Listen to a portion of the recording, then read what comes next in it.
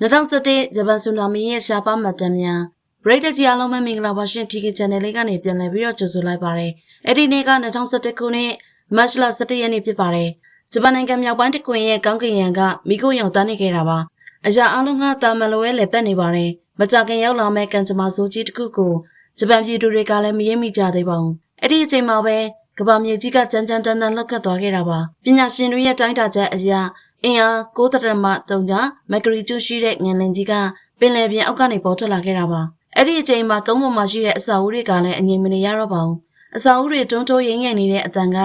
နိုင်ငံမြောက်ပိုင်းကကမ်းရိုးတန်းမြို့တွေမှာတော်တော်ညံနေခဲ့တာပါ။ချက်ချင်းဆိုသလိုပဲဆူနာမီသတင်းပေးချက်တွေအလံတကြားထွက်ပေါ်လာခဲ့ပါတယ်။ဒီအတန်ကြားလိုက်တဲ့အချိန်မှာလူတွေလည်းကြောက်လန့်တကြားနဲ့ဘေးကင်းရာကိုရွှေ့ပြောင်းဖို့ကြိုးစားကြတာပါ။တကယ်တော့ဒီလိုကိစ္စမျိုးတွေဖြစ်လာခဲ့ရင်ဘာဆက်လုပ်ရမလဲဆိုတာသူတို့ကောင်းကောင်းသိပါတယ်။အဲ့ဒါကြောင့်အားလုံးလည်းမြင့်တဲ့နေရာတွေကိုအလူရက်ပြေးလွှတ်နေခဲ့ကြတာပါအမြင့်ပိုင်းမှာနေရာယူထားကြတဲ့သူတွေကလည်းပင်လယ်ဘက်ကိုလှမ်းကြည့်နေခဲ့ကြပါတယ်ဒီအချိန်မှာပဲပင်လယ်ပြင်ကြီးကတဖြည်းဖြည်းမဲမောင်လာခဲ့တာပါ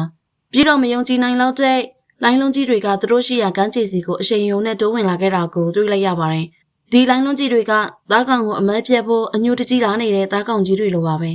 အမြင့်နေရာကိုရောက်လို့လွတ်ပြစ်တင်ပြီးစိတ်အေးလိမ်ရှိနေကြတဲ့သူတွေတောင်လိုင်းလုံးကြီးတွေကိုတွေ့တော့မြက်ကလူးဆန်ပြဖြစ်ရပါတယ်ဘာဖြစ်လို့လဲဆိုရင်ကမ်းခြေပေါ်ရောက်လာတဲ့လိုင်းလုံးကြီးတွေကရှေ့မှာတွေးတမျှကိုဝမ်းမြုပ်ဖြစ်စီပြီးသူနဲ့တပါးနဲ့ခေါ်သွားခဲ့လို့ပါပဲလိုင်းလုံးတွေကုန်းပေါ်ကိုပိုရောက်လာလေမျောပါလာတဲ့အပြက်စီးတွေနဲ့ပိုပြင်းနေလာလေဖြစ်ခဲ့တာပါဒီမြင်ကွင်းကိုတွေးလိုက်ရတဲ့သူတွေကလည်းတွေးပြတ်မတက်ဖြစ်ခဲ့ရပါတယ်ဘာဖြစ်လို့လဲဆိုရင်လိုင်းလုံးကြီးတွေကတော်ယုံနဲ့ပျက်စီးသွားမဲ့အခြေအနေမျိုးမဟုတ်လို့ပါပဲတကယ်တော့သူတို့ကမ်းရိုးတန်းမြို့တွေမှာပင်လယ်ရေတွေကိုကာရန်နိုင်တဲ့အတားအဆီးတွေရှိပါတယ်ဒါပေမဲ့လိုင်းလုံးကြီးတွေကအမြင့်18ပေလောက်ရှိတဲ့အကာရန်တွေကိုအသာလေးကြော်ဖြတ်ပြီးမြို့ထဲကိုတရှိန်တိုးစီးဝင်လာခဲ့ကြတာပါသူတို့နဲ့လိုရင်းပြောရရင်တော့အဲ့ဒီနေ့ကဂျပန်မှာအင်အားပြင်းဆုံးငလင်လုခဲ့တဲ့နေ့ဖြစ်ခဲ့ပါတယ်ကမ္ဘာအဆင့်နဲ့တွက်ရင်အဆင့်9ဝင်ပါတယ်ဒါပေမဲ့ဒီကိစ္စကဝမ်းတာစရာတော့မဟုတ်ခဲ့ပါဘူးပြဿနာရဲ့အစကတော့ပင်လယ်ရေရောက်မှရှိတဲ့ကြောက်ပြားလွှာကြီးနှစ်ခုပို့တိုက်ရာကနေစခဲ့တာပါပဲအဲ့ဒီကထွက်လာတဲ့စွမ်းအင်တွေကပင်လယ်ရေကိုမိုင်ပေါင်းများစွာအထိအရှိန်ပြင်းပြင်းနဲ့လွတ်ဆင်စေခဲ့တာပါဘလောက်တောင်အချိန်ပြင်းလဲဆိုရင်တနာရီကိုမိုင်900နှုန်းလောက်အထိရှိခဲ့ပါတယ်။ရေတိမ်ပိုင်းကိုရောက်လာတဲ့အခါမှာအဲ့ဒီရေလိုင်းတွေက